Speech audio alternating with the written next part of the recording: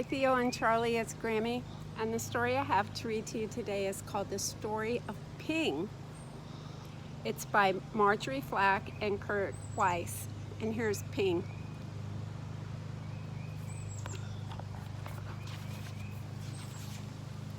Once upon a time there was a beautiful young duck named Ping.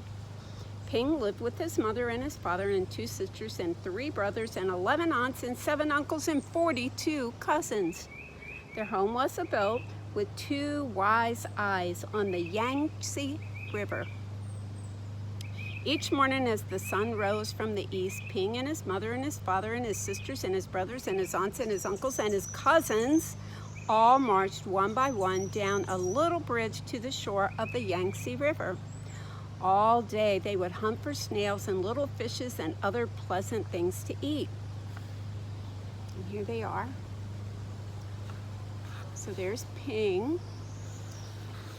And how many cousins did he have? Do you remember? 42 cousins. But in the evening, as the sun set in the west, la la la lay would call the master of the boat. Quickly Ping and all his mini family would come scurrying. Quickly they would march one by one up over the little bridge and onto the wise-eyed boat, which was their home on the Yangtze River. Ping was always careful, very, very careful, not to be the last, because the last duck to cross over the bridge always got a spank on his back. So there's Ping. Look, he's not the very last.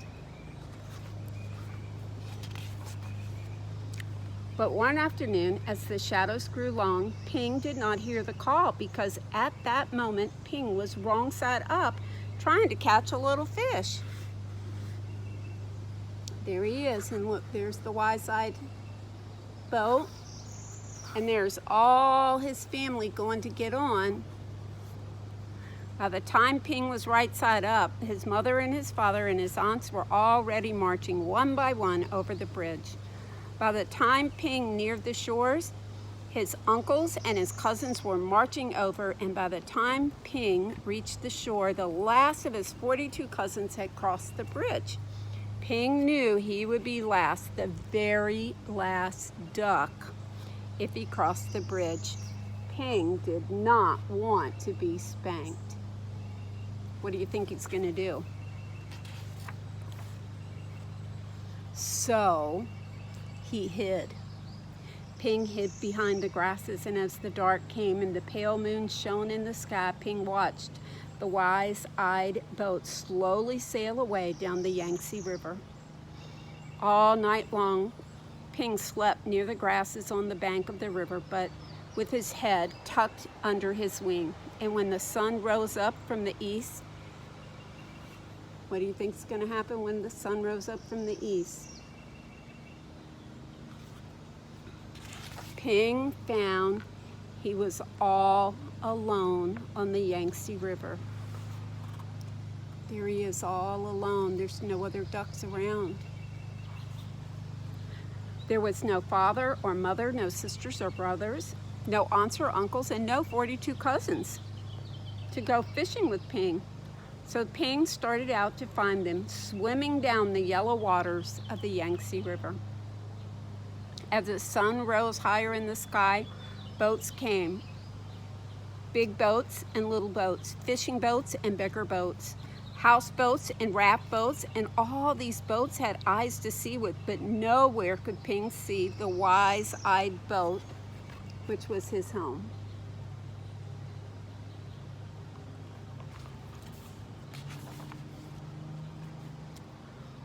Then came the boat full of strange, dark fishing birds. Ping saw them diving for fish for their master. As each bird brought a fish to his master, he would give them a little piece of fish for pay. Closer and closer swooped the fishing birds near Ping. Now Ping could see shining rings around their necks, rings of metal made so tight that the birds could never swallow the big fish they were catching. Swoop, splash, splash. The winged birds were dashing here and there, all about Ping. So he ducked and swam under the yellow water of the Yangtze River. There's the dark, see the rings around their neck?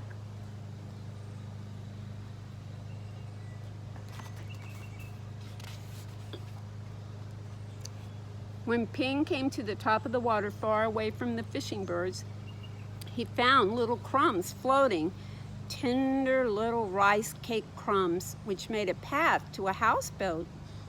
As Ping ate these crumbs, he came nearer and nearer to the houseboat. Then, what do you think's gonna happen? Splash! There in the water was a boy. A little boy with a barrel on his back, which was tied to a rope from the boat, just as all boat boys on the Yangtze River are tied to their boats. In the boat's hand was a rice cake. "Oh, wow!" cried the little boy, and up dashed Ping and snatched the rice cake.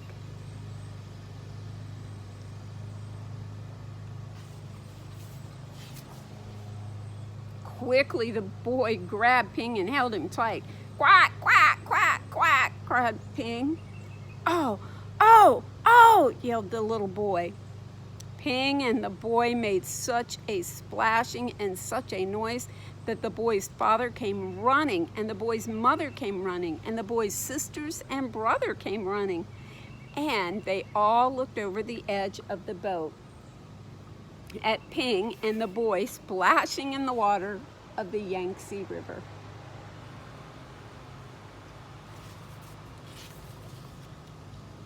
Then the boy's father and mother pulled at the rope, which was tied to a barrel on the little boy's back. They pulled, and up came Ping and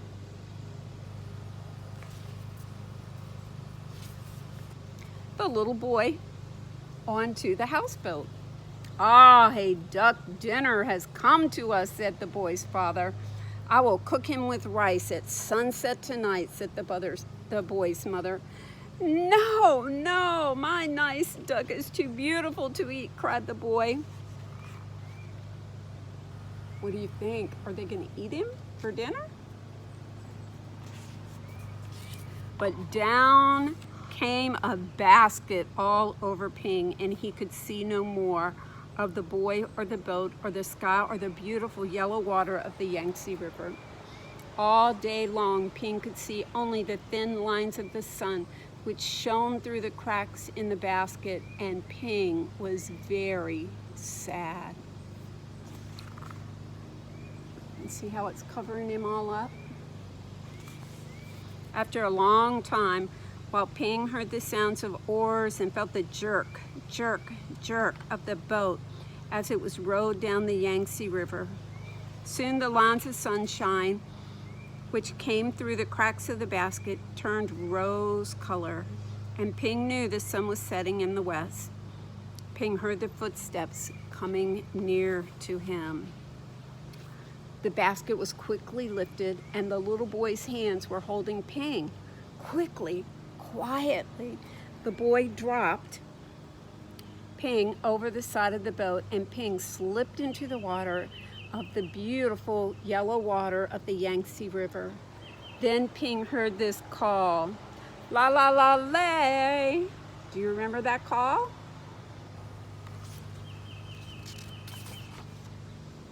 Ping looked, and there near the bank of the river was the wise-eyed boat, which was Ping's home.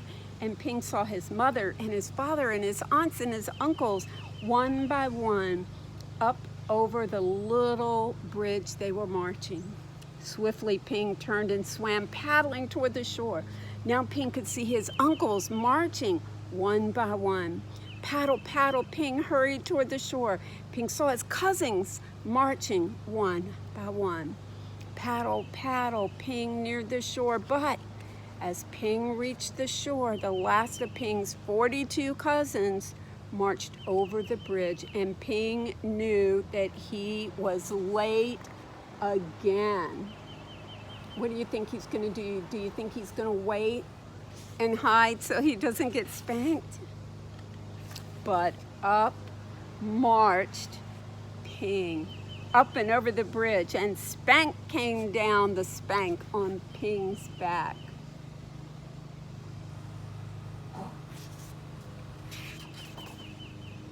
Then at last, Ping was back with his mother and his father and his 2 sisters and his 3 brothers and his 11 aunts and his 7 uncles and his 42 cousins. Home again on the wise-eyed boat on the Yangtze River. And there he is. Look how happy he looks with all of his family. He was happy to be back home, wasn't he? I love you guys. I hope you enjoyed the story of Ping, and I'll talk to you again soon.